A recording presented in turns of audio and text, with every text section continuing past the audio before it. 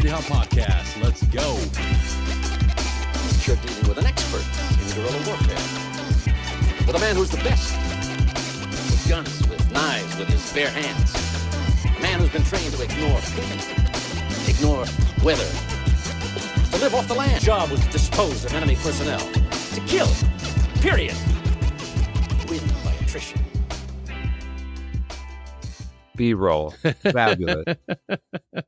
So look at this. We're back together. That's right. Again, for this. It's fabulous to be able to say that this book got published and I'm back to talk to you about it. It's pretty cool, man. It's nice to see you again. It's a blessing, man. Thank you for coming back on, dude. Absolutely love the journey you're on, dude. Where are you at in retirement wise? So actually, I'll retire like the 30th of April. So I actually start here at 7th Group, the Red Empire time. Nice. In like September 1st. Oh man. So there we go. We're there. And there. So that's happening.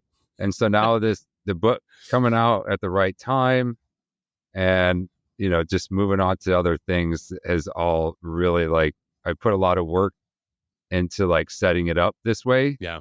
So that and it's nice because with the Red Empire time, it allows me to establish something before getting out. It gives me a good 6 months to work on. So I kind of backwards planned on that to get, this book completed in time. And so it's awesome. So we're sitting in a really good place right now. Dude, kudos to you, man. I tell guys all the time, take control of your transition, take control of your retirement, your ETS, take control of it. It's a mission. It's another mission. Shout out to Herb Thompson, Transition Mission. That's the first book that actually put it all together for me. I read a few other books. None of it hit like Herb's words in that book. And I'm so glad to see that you're taking that same approach, understanding that it's another deployment. It's just now getting you in that chapter too. Oh yeah. That's great. It feels awesome. Yeah. So I know I sent you the book and everything. Here it is. No one else can see the fire. It's out on Amazon for now. And then, more signature copies and stuff will come out as time goes on, as it gets more established and stuff like that. But, it's really nice to have that completed. It was a hell of a fucking journey to do it, to publish a book. It's not an easy feat.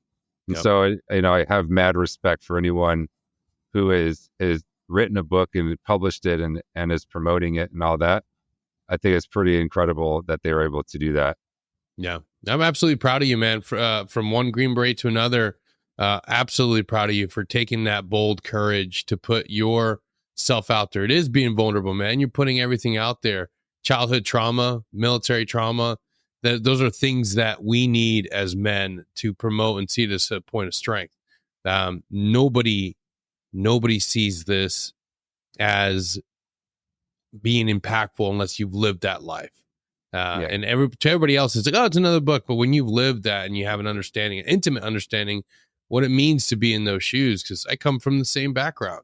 And if I would have had books like these, if you would have had books like this before going into the military, think of the things we could have avoided. So to all of you out there listening, if you have had a life filled with struggle and you're trying to find somebody else like you, pick up this book, go out there and find other authors that have been able to put their world into that perspective, put it out there for all of us to read. It's vital right now. There's so many of us that are flying in the blind. Yeah, and I know throughout time there's enough novels and memoirs that have been written about war and all these other things, but it's really important that we get something that is relatable and that resonates with people. And listen, like everyone could be saying, like, there's all these Green Berets, there's all these Navy SEALs, MARSOC guys that are writing books, and they're kind of all really saying the same thing, but that doesn't really matter. What matters is that maybe the way I say it doesn't connect with somebody, but maybe the way that Sean Rogers says something connects with the person. Yeah. And that's what really, so like, I know it feels like there could be a little bit of redundancy in this space right now with trauma and mental health and wellness, but that's okay. All of us reach different ways to different people. And I think that's really, really super key to remember, that like we see all these different people in this space, like just let it happen. Like they have their reach and just let it go. And then it's like, maybe their delivery isn't the way I would do it. That's fine. But that they have a niche that, people like to listen to just let it keep happening. Yeah. And of course, like all of us, we're a team, we're teammates, and we have to help promote everyone that is doing the same thing. Absolutely, man. It is key for us to collaborate and work together, because that's the way that these messages that we've written, that we poured our heart out. And, you talk about being vulnerable. Like, I didn't have to write this book for any monetary means at all. Nothing. I don't need it. But I have seen the impact of my story on other people and what people have told me. And so that is what is the fire in me to keep on doing this, is because I can see and feel how much that changes other people's lives. And that's absolutely what I need, is because it's the same exact thing as when someone's like, would you go to war for free? And I was like, absolutely. I would go back to Afghanistan with an ODA for free. And that's how I feel about promoting this book and putting it out to the world. I want to do it for free. Like, this is for the people. This is for them. And like Magnus Johnson, he's the owner of Mission 22. He's like, this book is for us, Trevor. Our guys need to read this book because it speaks to us. And we need heroes too. It's 100% true. We grew up thinking that people like us don't belong in the 1% of the 1%. I know I certainly did. And growing up from a very similar background, if you grew up abused, if you grew up in poverty, you don't think you're ever going to amount to anything. And you always feel like an outsider when you're sitting in these ranks. I know I did. I looked at the people I served with as giants, as absolute fucking invisible giants. And not to say that they weren't, but you hold teammates in a pedestal. You put them, even if you don't like the dudes, you see them as being better than you, because you're like, oh man, like I come from nothing. And then you realize on the backside that a vast majority of our brothers come from the same environments. And that's something that if we talk about more, we understand that we can actually give those individuals on the outside that understanding of like, you are good enough. It doesn't matter where you come from. It doesn't matter all the trauma you've gone through. You can achieve this. You belong here too. And that's something that it's vital to understand, that within the suffering comes the ability to have these awesome arcs of post-traumatic growth that you see guys like Sean, like you mentioned earlier. Great book. He wrote an amazing book too. And just like yourself, we're part of this brotherhood that needs to embrace the idea that it's okay that we have grown and developed in these harsh environments, and we can heal and we can overcome. And I totally respect the like guys being quiet for 15 years. Yeah, I really do. But there's a point where that story, your perspective, the things you've lived matters to tell people. Yes. It does no good to go to the grave with these experiences and these stories. It does not. No. Because what you write will go on for eternity and will change people's lives. Well, you'll never know. It's an infinite number of people whose lives will be changed because of what you write. Yeah. And I 100% be like, you're not a good writer. That's okay. Like, your voice is what matters. Share your voice with the world. And if it's raw, if it's dark humor, like there is a group of people who love it. Yeah.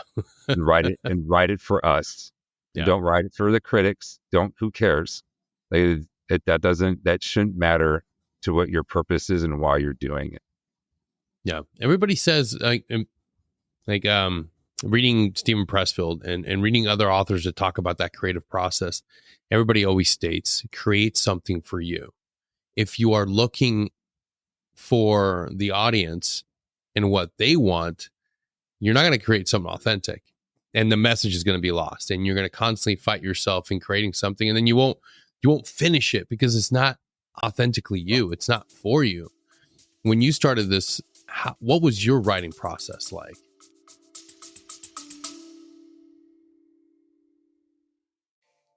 Calling all golf enthusiasts. Get ready to tee off for a great cause at the inaugural Krulak Classic Charity Golf Tournament. on Wednesday, September 11th at the historic Greystone Country Club, located in beautiful Birmingham, Alabama. Whether you're a seasoned pro or just looking for a fun day on the green, this is your chance to make a difference. Enjoy a day of friendly competition, delicious food, and fantastic prizes, all while supporting the Krulak Marine Alliance of Alabama. Don't miss out on this perfect blend of sport and philanthropy. Register now at krulacclassic.org. That's KRULAK classic.org, and swing into action for a cause that truly matters. See you on the course.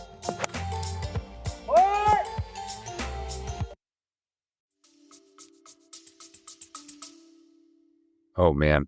I started like writing this when I was in college.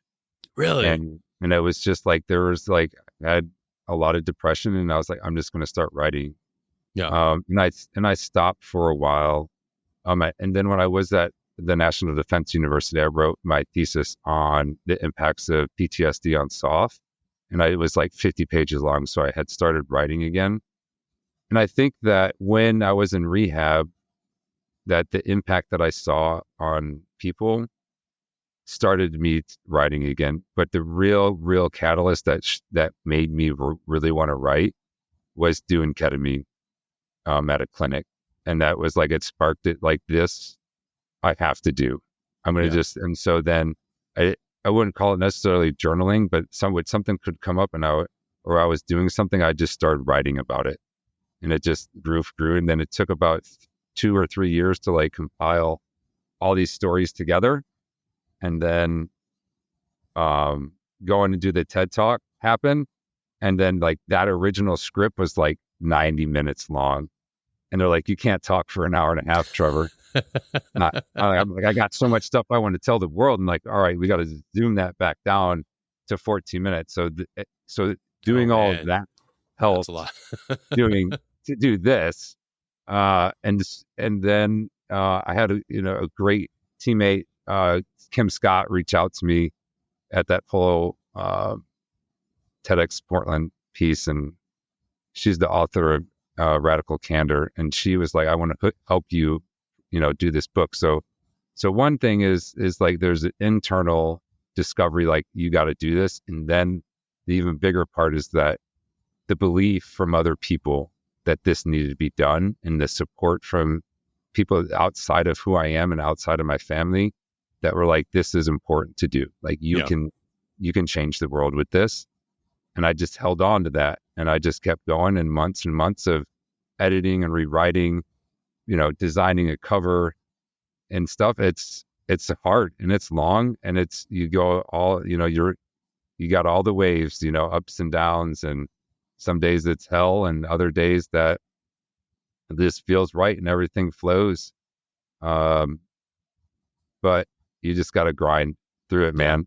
It's like the trek. Like, I know if I just keep stepping, it'll all be over at some point. It's going to end. I don't know when, but as long as I keep walking, it'll be done. And that's where I really feel like a book is. It's like, I know what the beginning is. I can't see the end, but through time, the end becomes even easier and easier to see. Yeah.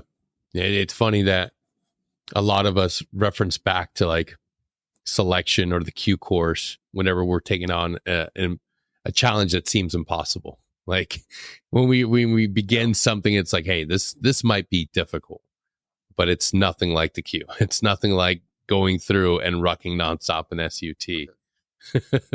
Yeah, so there's no physical pain anymore, but the mental struggle is almost harder than that, because at least out there I could be at Hoffman and like I'm by myself and I can just be outside and we're just walking. Now it's like I'm putting words to paper, and it hurts. It hurts totally different than what it hurts in my feet or my hips or my back. It's a different feeling, but the grind, the years, right? To be like, that you've, like, if you haven't gone to college and spent 4 years trying to get a degree, like that's another like long journey. And it's at the beginning, you don't see it. And then just over time, that same thing's happening within the Q course. Like you got a little bit closer. I got another chapter written. I got something complete. I got done with, the horrific thing of like language school. And like, that's the same thing. Like I finally passed. Yes. Someone finally said, yeah, you're the proofread is legit. Like you finally did it. Like we got something that's worth like showing people. And that's like what I feel like we get at the end of the Q course. It's like you stand in front of the world and they're like, this is what we've made. Yeah. What was it like revisiting your past and going back and having to go through that childhood? So like in the book, I write about doing EMDR, which is a therapy that kind of puts you back into the same time and you re-experience the feelings and the like touches and stuff like that. It happens over again. So the first time I read it, we could say it was very black and white. And then when I went to the editing process, I had to add all the color into it. Mm-hmm. And it was very similar to doing that therapy, as that I was reliving it all again. And even and that's like talking about the smells, that's talking about the feel of things on my skin or the way I saw things, and just adding those descriptive words into it was hard. That was probably one of the hardest parts of the writing process, was adding all that stuff, because I was told it was like, it's for the reader, to put the reader in to where you're at. And my editor, Tara McGuire, was like, it's not for you right now. Like, this is for the person to really experience what you're saying. So you got to put it all in there as best as you can. Yeah. I got to imagine it's got to be a tough one, especially when you've dealt with something that few people, really truly experience. Like growing up in those harsh environments, they help us become more resilient, help us develop grit on the backside. But having to like go back there and just almost like time travel and walk back in the same shoes. What was it like having to revisit that, but then reflect and still ground yourself and be able to, okay, maybe I need to go talk to my wife and kind of get back to your balance? So like all of those, wonderful skills of mindfulness and meditation and being able to say no to it, and being able, like, I can tell what it's making me feel inside, and I have to take a break. I got to go to the gym. I got to go work out more. It's okay to put this project away for a week because it's messing with you. It's putting you so far back down that like you have to be able to recognize it. And and so all of those skills that I've been using for years, I was able to pull back out again and then just not grind through it and just put myself through hell. To just be like, I can take a break and I can say no right now. It doesn't have to get done right now. And that's probably a huge thing that I got from going to the Janice program with the Donovan and Banks, is that it's okay to say no after we've been yes men for so long. And it's that has really helped a lot in my life, to just say, like, I can't today. Yeah. That is something that we're not used to. Because I would initially think that the Green Beret side would win over and say, I got a deadline. I got to get done. But that's not life. That's not the life we want to continue living. Like it's being able to recognize the limitations, being able to say like, hey, today I'm going to dive into this chapter. This is going to be tough. And right after that, I'm going to go to the gym and spend time with my wife, my kids. Like, speaking of which, what's it been like to revisit this and a healthier mind state and be able to talk with your significant other about it? Has that been able to something? Because I know from my own experience, I never talked about it with my wife when I wasn't healthy. That's something I never, but now being on the other side, like I can talk through and explain to her some of those chapters are a lot more difficult. I took an opposite approach to that. I shared everything that I had been through with the sole person of my spouse. When I was going through all the deployments and everything that was happening to me, because I recognized if I didn't do that, then she wouldn't grow with me. And at some point, she's probably going to have a husband that she doesn't know. And she doesn't understand like why I drink too much, why I was abusing drugs and painkillers. By telling her what I had saw and what I had did, I think it really brought her along the journey. So with the book, like, she's like, I don't need to read it because I already know all the stories. Like Yeah. like, so it's even for me, like I read it and it's powerful, but I lived it. So like, and that's something else I have to remember. It's like someone is going to take and absorb all of this information within probably a 4 or 5 hour period in this book. And that's the first time they're ever going to hear it. Yeah. And I've been living with it since I've been 8 years old, kind of thing. And so I have to remember that, like, when people are like, I can't believe you lived a life this way, like they haven't lived it as long as I have. So I have to respect that feeling that they have and be real. And I've had to learn to be really like cautious on like their feelings. Yeah. As well. And like reciprocate like that, how they feel is important, that they have a good response from me. And it's just not, you can't just be like, oh, it's not a big deal. Life was not hard. It's like, and so learning how to, communicate in that environment of like, I recognize how you feel, and I really do appreciate, everything that you're saying about what I've done and what I'm doing. Where 2 years ago, when I would talk to people, I was just like, it's not a big deal.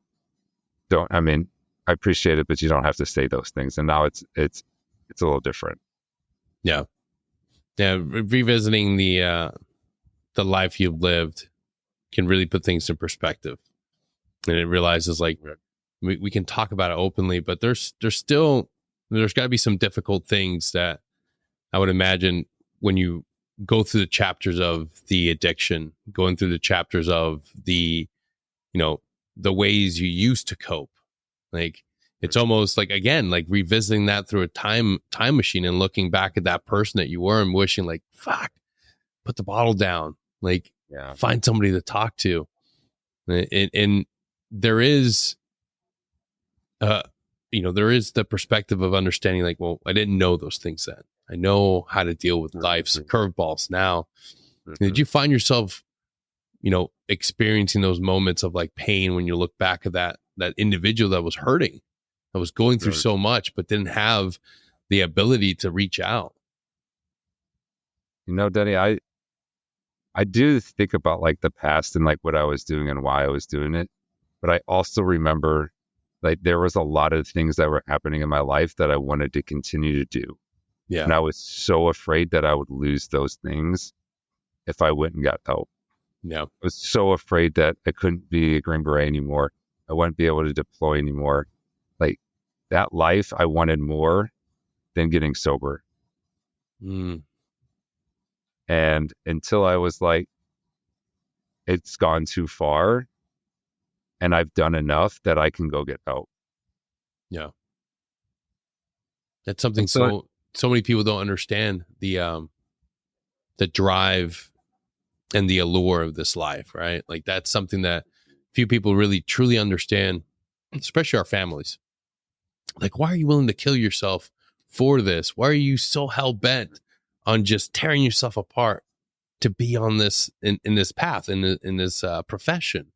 And it's so hard to describe it. Only the other people like athletes and 1% individuals like truly understand it, but it's so addictive.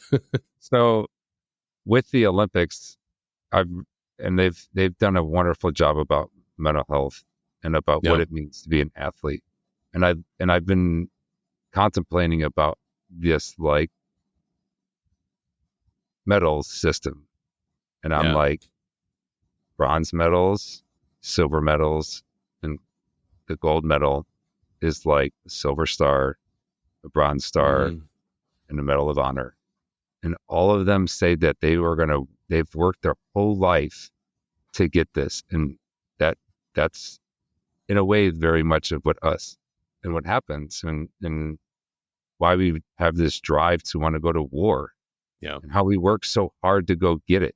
And then we get these medals overseas. And just like the medals that they won in Paris, they come home and they're like, I don't have these medals on my chest anymore. Nobody recognizes what I did. I don't have this uniform on anymore. And like to say that they have issues or they struggle with coming home, I'm like, how? That's the same parallel to going to combat and going to the Olympic Games. I'm like, if you might not understand how it feels to be a soldier.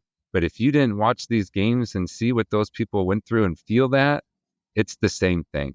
Yeah. It's 100% what we go through. It's just for us,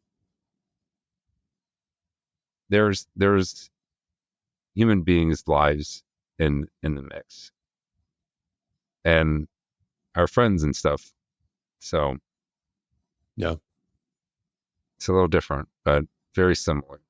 It truly is. I had an amazing experience a few weeks back, being able to go to a retreat put on by the Best Defense Foundation, and there you're surrounded by other soft professionals and NFL players. We don't really understand. Like, you're seeing them on TV, you've seen them play football, and they're amazing. They're giants. You know, they're doing great things, and you think that you don't have any sort of, like, there's no there's nothing there. You make millions of dollars, or there's no way we have anything in common. But on the backside, the transition is the same. The backside, it's the same injuries, the same issues with transitioning into your new profession, identity, everything, and the concussions, the TBIs. So many of the same issues that we're dealing with, they're dealing with. And that's the thing, that your book isn't just for our community, but it transcends and it breaks that boundary. It can be incredibly impactful to somebody that's in any sort of profession. It's that human connection that all of us really need to understand. We get so wrapped up in our own suffering. We fail a college class. We get fired. We get laid off. And we tend to think that, woe is me. My life is just absolutely dog shit. I'm never going to recover. Nothing's going to ever go right. But then you pick up your book and you read somebody else's life. You see somebody else's real pain, page by page, chapter by chapter, and then you see them overcome things, and then you quickly realize, I am not alone in this experience. I am not alone in this suffering. When you were going through your writing process, did you realize that you were going to be able to have this much impact in somebody's life through your words? Yeah. Because, and I had the experience in Portland in front of 3,500 people, and to have a line of 1,000 people wanting to talk to me and give me hugs and tell me their story, and say like what you just said is what my husband says to me, and that he needs to be able to share with people like you have. And for someone like came up to me and said, Brene Brown did a wonderful talk on vulnerability, but she doesn't stand anywhere near what you just did. And I'm like blown away. Like, what? This is one of the best things that's ever came out on public speaking. And she's phenomenal. But like at that same moment, I just need to take it in and have gratitude for what someone believes. Now it's just like, it's at all. And so that moment, it just keeps happening and happening. And people are just like, you're doing awesome stuff. And at times it feels like other people believe in me more than what I believe in. And it's surreal, right? It's like, I got this book, whatever. But then it's like, it's really like, people are like, this is incredible. Like, this, will change people's lives forever. And I'm like, that's really cool. And a lot of this for me is to give something to my kids as they get older, and that they can say like, this is what my dad went through. Yeah. And so that's a little bit for like the family and stuff, why I wrote it. But you're right. Like it's for everyone. And I believe everyone can get something from this book that either impacts their life or knows someone in their life that's going through struggles and hard times, that allows that person to understand what that other person is going through and have it be relatable, and put your mind, I put people into my mind to make them see how it feels to have trauma.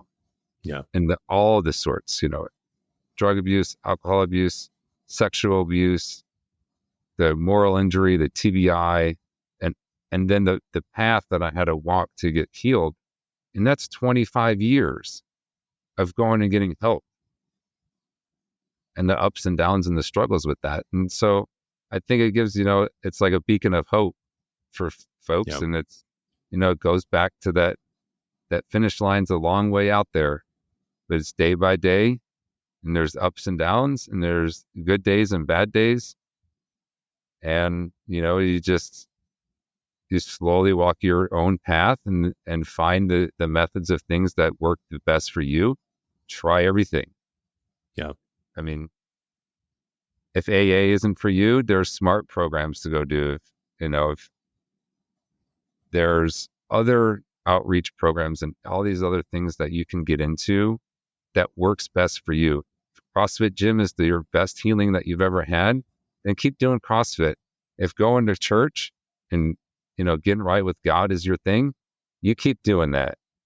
And no one should judge anyone for what they choose, but because that's their own life. And if it works best for me, then I'm going to keep doing it.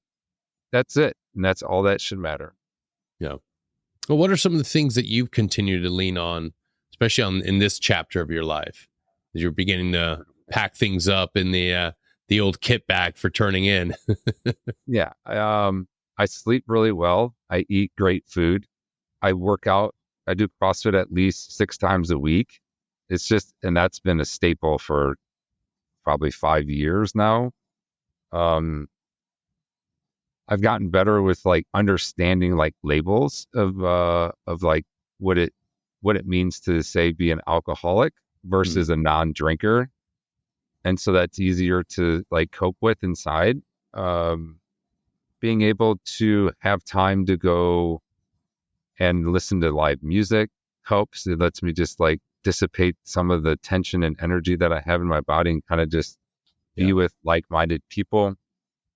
I go to the beach a lot, and I swim with my kids. I write, I talk to people like you. Even to me, social media and stuff like that, it's starting to feel like a job. Oh, I know. Right? Dude. But I kid. And so then putting those boundaries on those things as a job, the same boundaries I had to put on my job in the military, it's transferring into this business of being an author and a speaker and any type of media engagement. Yeah. So, but I know that those things, those little clips, those little things are things that maybe not our generation, but there's other people that out there that impacts them. Yeah. And so then it's, we talk about how that platform works. And so we have to reach an audience, right? We're at a point in our life where we're pulling away from being that quiet professional thing that I don't ever had truly defined to me at all. And we kind of just made it up in our own head what it meant. No one really said this is what it actually means. We created something in our own body and soul of what that is. But we need to be able to share our story. And however that means is that we need to continue.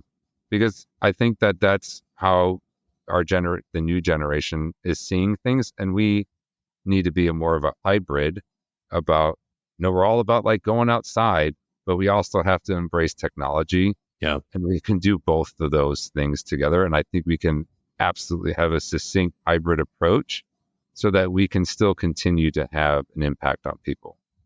Yeah, absolutely, man. Being a father is such a important role for all men. I know I didn't understand that when I was a young man, and I fell victim to the idea that life was all about deploying, being on a team and partying and riding Harleys. And that's all fun. But the greatest thing that we can do, and I truly believe it, the greatest thing we can do is become fathers and be loving husbands. How's being a father impacted you on this journey? How has it changed you? And dare I say, how did it influence you on what stories you put in the book and what you kept out? Well, I mean, the discussion of having children between my wife and I was a long, long conversation. I didn't want to have kids because of what I went through as a child. Yep. I didn't think that was something that I would be good at. I didn't think I'd be a good role model as a father. I just thought it would be a super difficult thing for me to do good. Not even great, just do good. So having kids have really opened me up to see that I'm supposed to be a father. And what my becoming a father has shown me things I never thought that I would ever think about. So I just went down to Key West with my son, and our whole family went down there. When we were down there, we were spearfishing by the dive school. And at that moment, I was watching my son in the back in the water, and he'd been in the ocean for over an hour. Now Benjamin is only at this point 7 years old. And to watch this little kid continue to just dive under and try to shoot fish, I'd put his gun back together.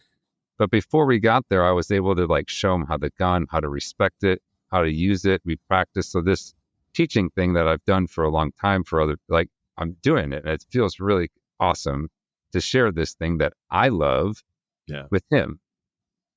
And so I'm watching this, and right before we get out of the water, he finally shoots this small little snapper. And I thought to myself at this time, it's there's something here that I need to know. There's something that's being shown to me that I need to think about. And what I had came up with, what was happening is that my son was so happy to do something I loved that meant something to me. And the takeaway from that is that I need to have the same love and enthusiasm for something he loves. So if a kid loves to play soccer, I'm going to love soccer like he loves soccer. If he plays Fortnite, I'm going to learn how to play Fortnite better because that's important to him. And he showed me I will do something that is important to you that you love and get excited about it. And I want to do the same thing for him. And it's that I would have never got about how that, falling in love for something that someone else loves, how that can change so many things. The fact that another little quick story here for you. When we first moved to Key West, we had Hurricane Irma hit Key West, and we'd only been there for about 3 months. And we decided that we were just going to take our 2 cars and whatever we fit inside it, that's what we would have. Because if everything was destroyed, I would have lost all of our things that mattered to us, right?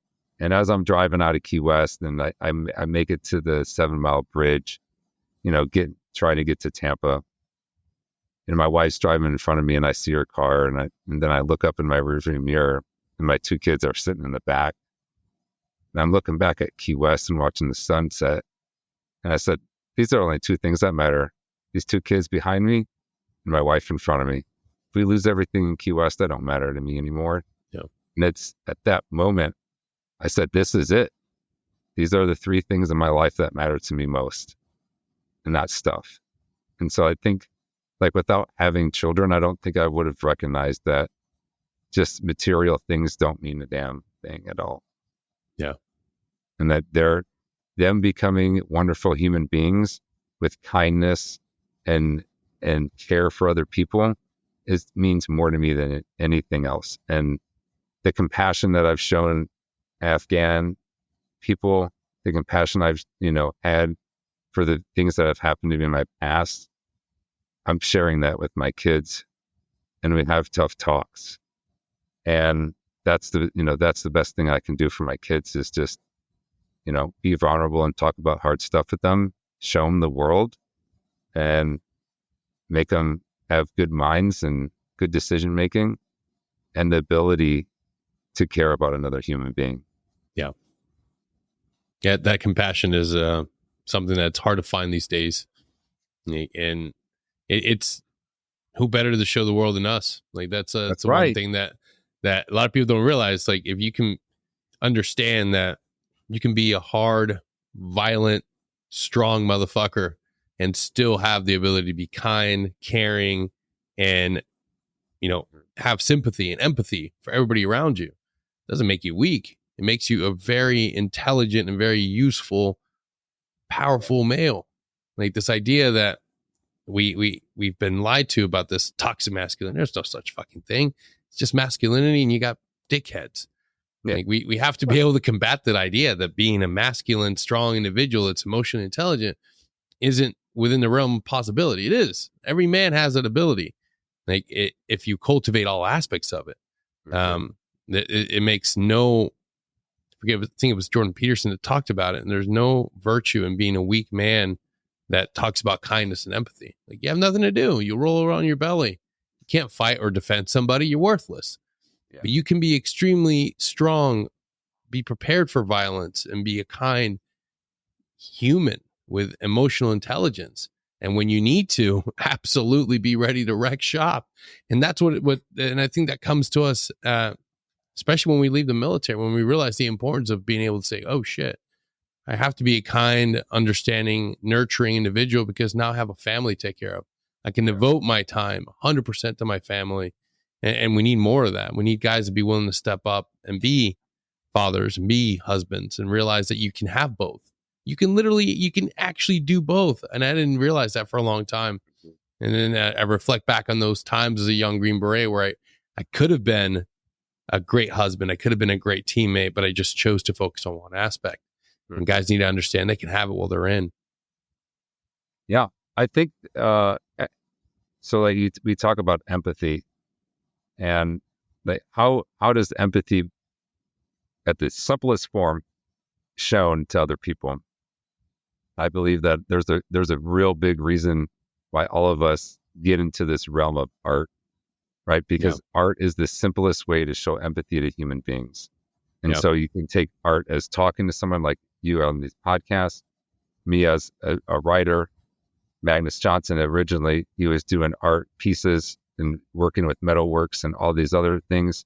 You got guys that are making leather products.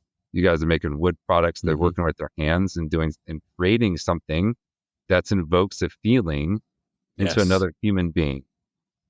Like that, to me, that's the same thing as writing a book. There's a story that goes with all of this stuff that guys are making. And just take a second and think about that. Like, if you're going to get something from a veteran that made that with their hand, ask them the story that goes behind it. Because we all know there's a story. Yeah. It's just like the tattoos on our bodies. There's a story that goes along. And I think people should ask, tell me about what that means. Why did you make this way? Get the story that goes along with it. I think that's really cool. And I share you one of these things that just happened to me recently that is really impactful to me. So sometimes I've had a hard time like remembering the faces of like my family. If I just close my eyes, I'm like, I don't know. It's weird. I don't know why it's that way. So I recently been like looking for flowers that remind me of each of my family members. And so my wife is a magnolia because I smell it and I'm like, I can smell her in it. And so now every time I see a magnolia flower down in here at Santa Rosa Beach, because they're everywhere, like she's there with me. Yeah. And so I'm able to take these things that will be forever in the world. And every time I see it, I am remembering who they are. And like my daughter has a lily because she has these beautiful like speckles of what is that? Freckles on her face. Yeah. And it's the same kind of like what it looks like. And she has this beautiful peach skin. And that's it. I saw it and I was like, that's her. And so just finding these things in our environment that remind you of the people that you love will be there forever. And that's something that has been really kind of neat to have because that my memory always comes back when I see it. And it just puts me through all the memories that I've shared with them. And I don't know why. I don't know why it works or what's going on, but I've really enjoyed being able to kind of search for the right thing that reminds me of them that I can see on a daily basis. That's beautiful, man. Do you think that part of writing this book was maybe putting the military service, like closing the chapter on that? Do you think it was like important to make sure that this book came out as you were transitioning to sort of like be a nice capstone to everything that included the military, and then chapter 2 is just everything after? I would love to say it absolutely like MDMP'd it and I did it. I would love, yeah, this like I like did a diagram and it's just all on the PowerPoint slide. You know, I'm on slide 58 of 50 slides, and I got exactly what it had to be. It's a happy little accident. But I was tired of saying, I don't know what I'm going to do when I get out. Yeah. And I had to find the fire in me that was there why I wanted to be a Green Beret. And I found it. And I was like, this is it. Yeah. You know, this is what I'm going to do. This is I'm going to say I can do this. And so now with that, like definitive, I'm doing this, then I don't have to say that I don't know what I'm going to do when I grow up anymore. Yeah.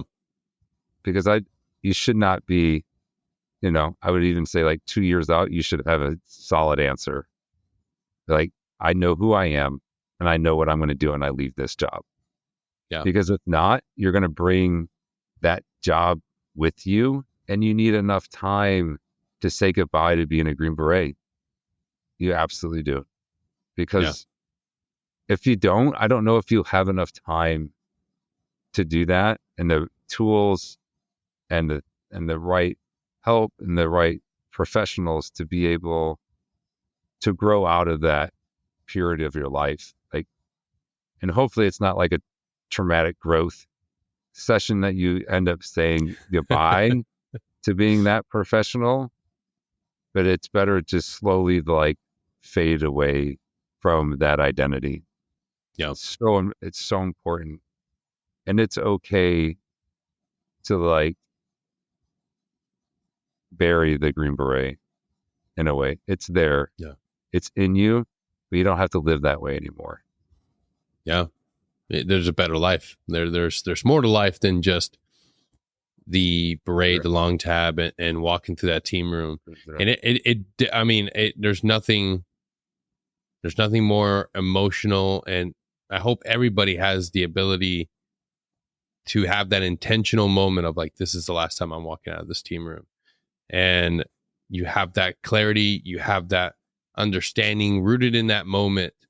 And it could be whatever you want to do, whether you want to bury your wings out on that drop zone the last time you jump. But I love the fact that I kind of Michael Scotted it. If you remember The Office, that final, I knew I was leaving the team. I turned, I gave my resignation, said, hey, I'm done. I'm out of here. And there was no big fanfare. I left out. And the next time I hung out was my plaque ceremony. But understanding that you have a choice, you have the ability to set that in place. You can do it. Don't just let it be determined by somebody else. Don't let your life happen to you. Be an active participant in that and be present in that moment. Whether you just say goodbye to all your boys and you have one last hangout in the team room, or you do it like I did and Michael Scott the whole thing and just go on your way to the S3 dungeon and you finish out your time. But be intentional, because then you know that you had that moment of looking into that room, looking into those guys and saying, this is it. This happened. Yeah. And then, because one thing I hear from a lot of guys is like, fuck, I never had that moment. And it does hurt when you don't realize the importance of being present in every moment. It's like that little Kodak camera in your head. You can always have it. Yeah, I think there's a public disclosure of closing a chapter in your life makes it real, and that might make it scary for some people. Yeah, or guys don't want to be congratulated on their service. Yeah. For some reason, we're embarrassed. Like, we did this. People need to be fucking proud. God damn it! Like, have the ceremonies. Not like, yeah, but not even like, doesn't have to be big or anything. But there has to be a moment where you say goodbye. The people around you say goodbye to that life. Yeah. So it's necessary, and if you don't do it, like, you don't have to have an official thing at your unit, but have something where you're like at the beach, at a barbecue, something where you're just like, I am no longer this anymore. I am now this. Yeah. Right. Like, I don't want to be like, I identify now as this.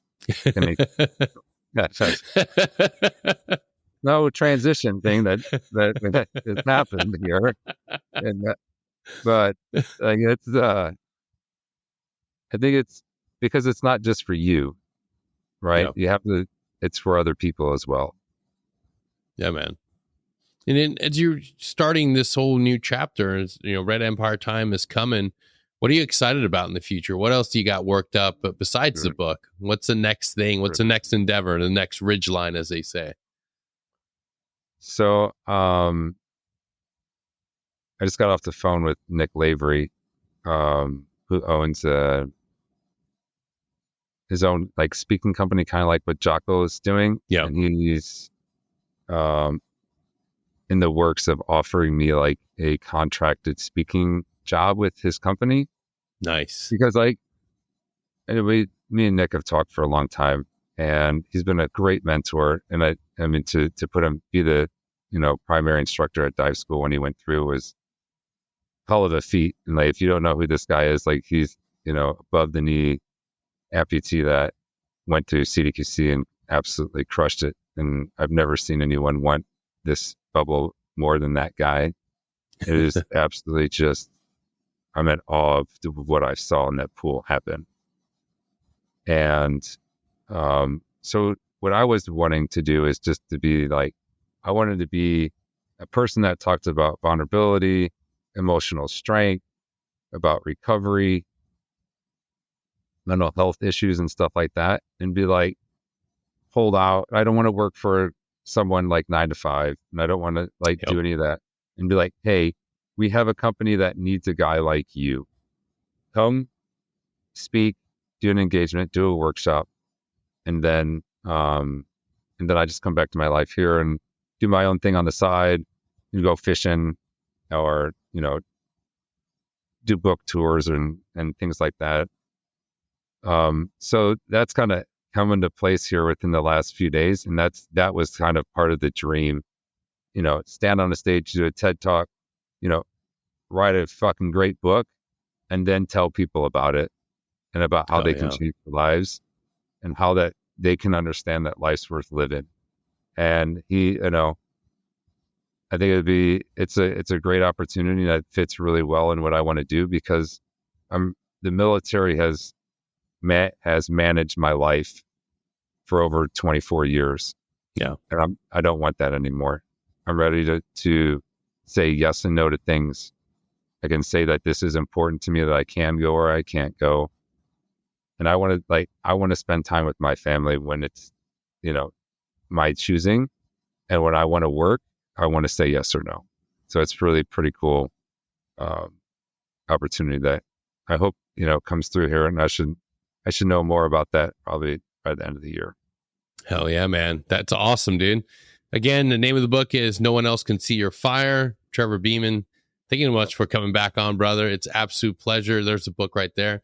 And of course, it'll be in the episode description, and on the YouTube video, you'll see it pop up right now in frame. It'll be right there. And now go to Amazon, get this book, and support our brother, Trevor Beaman. Trevor, can we put out your LinkedIn or contact info and your social so people can get a hold of you? Yeah, my social, everyone's already been disclosed through the Veteran Affairs Office, so that's easy to get. China already has it. My Instagram is Trevor A. Beaman. LinkedIn is Trevor Beaman. I do have an ongoing YouTube channel that's, as my kids go back to school, I'm going to will start creating more content, and that's just Trevor Beaman. So most of my stuff is just trevorbeaman.com. It's super simple. to find me. And yeah, if you end up buying this book and reading it, please share with me how it impacted you. And because it means a lot to me. And I'd like to share that with the world.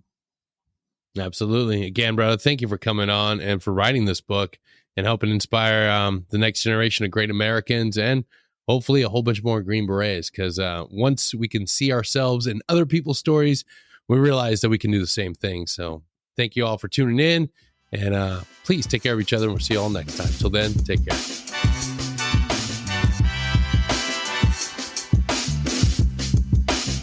If you like what we're doing and you're enjoying the show, don't forget to share us, like us, subscribe. And remember, we get through this together. Take care.